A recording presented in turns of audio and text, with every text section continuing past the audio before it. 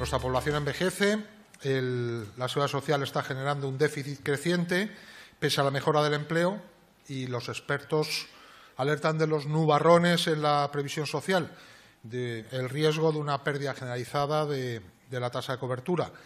Eso será si no hacemos nada. Si hacemos lo que debemos hacer, no tiene por qué ser así.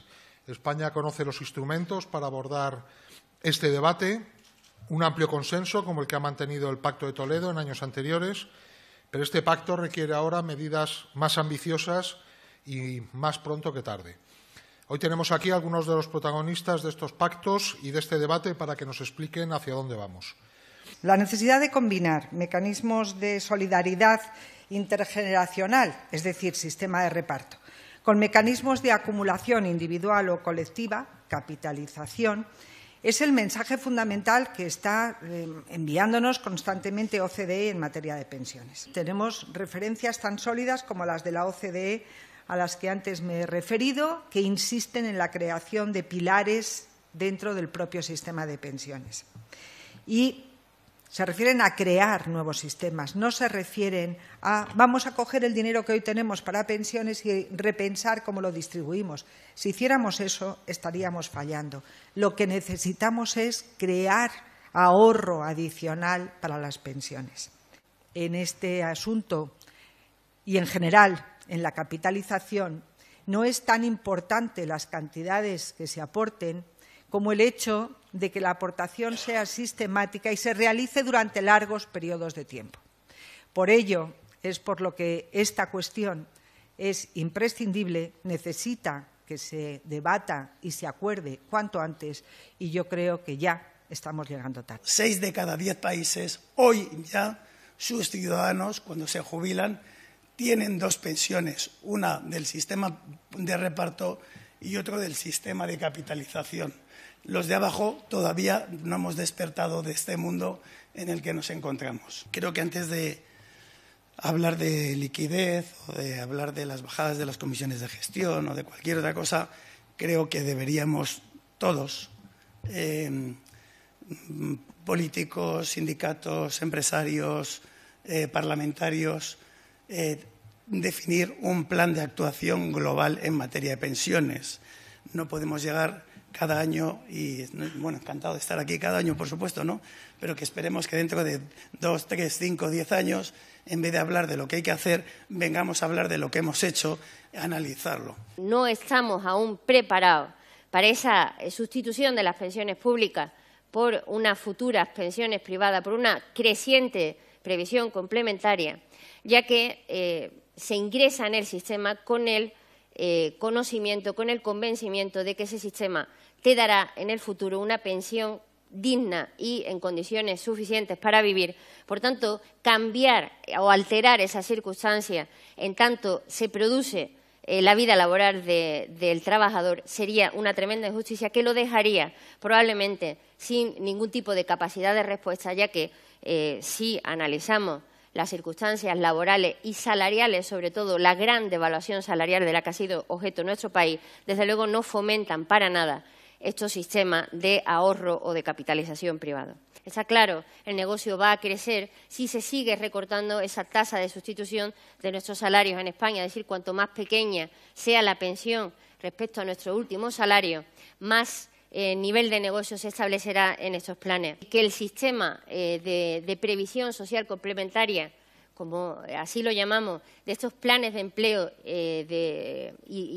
estos planes de pensiones de empleo, sean esa herramienta, desde luego sería muy positivo para nosotros, pero siempre que sigan manteniéndose en la esfera de lo complementario y en ningún caso se podría plantear, a juicio de UGT, que las pensiones privadas en algún momento pasen a sustituir a lo público, puesto que en ese camino empobreceríamos a nuestra sociedad debido a la devaluación permanente y constante que supondría de las pensiones en nuestro país y crearíamos un nivel de pobreza en nuestro país que entendemos desde UGT que nuestro país, nuestra sociedad, desde luego, no se merece. La previsión social complementaria se debe desarrollar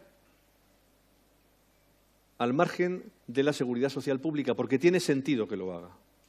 Y si estamos permanentemente mirando a ver si es posible que caiga la seguridad social pública para construir la complementaria, nos estamos equivocando. Y ahora explicaré por qué. Pero ese es un elemento fundamental para abordar esta cuestión. Se puede potencialmente desarrollar al margen de la seguridad social y por eso es complementaria, por eso permite renunciar a renta inmediata para construir renta futura.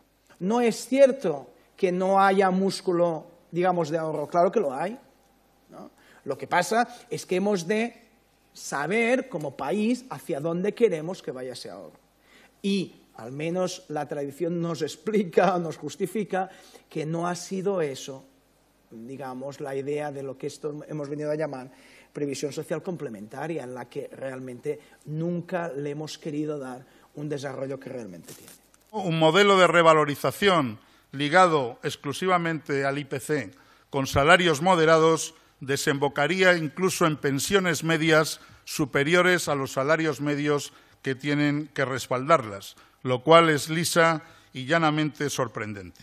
El futuro no va a estar exento tampoco de dificultades, unas más previsibles y otras sin duda que irrumpirán en la escena con fuerte impacto. En todo caso, el sistema se readapta permanentemente y asume reformas continuas. Esa es su vocación, esa ha sido su trayectoria, ese ha sido su principio inspirador. No hace falta que se le reclamen al sistema de seguridad social reformas, sean estas más drásticas o sean más severas o más intensas. El sistema de seguridad social no hace otra cosa que adaptarse permanentemente a las nuevas necesidades, a las nuevas realidades. Hace exactamente 2 años tuve la oportunidad de presentar en este foro la puesta en marcha de ese instrumento, una herramienta capaz de dar una respuesta instantánea sobre futuros derechos de jubilación y hacerlo además con todas las modificaciones normativas que se van incorporando al sistema. Y eso es lo que nos ha permitido disponer de un mecanismo al que han accedido ya más de 4 millones de personas desde su puesta en funcionamiento y otros 2 millones de personas a través de los funcionarios en los centros de la seguridad social. Hacer un análisis riguroso de las distintas modalidades de los instrumentos de previsión, determinar con toda claridad las causas por las que no se ha alcanzado ese desarrollo efectivo, estudiar la incidencia económica y también la incidencia fiscal de estas prestaciones y analizar las posibilidades de colaboración con el sistema público. Hay mucho camino todavía por recorrer en el grado de cumplimiento de algunos de sus objetivos más importantes, especialmente en la extensión a las pequeñas y medianas empresas y al amplio sector de los autónomos, más de 3.200.000 que en este momento están de alta en el régimen del trabajo autónomo y donde claramente estaríamos en la línea de utilizar también estas nuevas recomendaciones que se están elaborando para conseguir ese pacto dentro del Pacto de Toledo para también impulsar los sistemas complementarios de pensiones y prestaciones del sistema. Necesitamos un consenso social y político sobre las reformas necesarias porque es evidente que las reformas afectan a toda la población. Necesitamos, en cuarto lugar, en mi opinión, una visión de Estado, una visión de largo plazo y, como decía, un consenso. Pero somos un país que sabe sacrificarse cuando es necesario, lo hemos demostrado en muchos campos. Pero hay que explicar con claridad las razones y las ventajas a lo largo de los sacrificios a corto plazo, porque somos un país maduro y la población, yo creo y estoy convencido de que sabe aceptar los retos.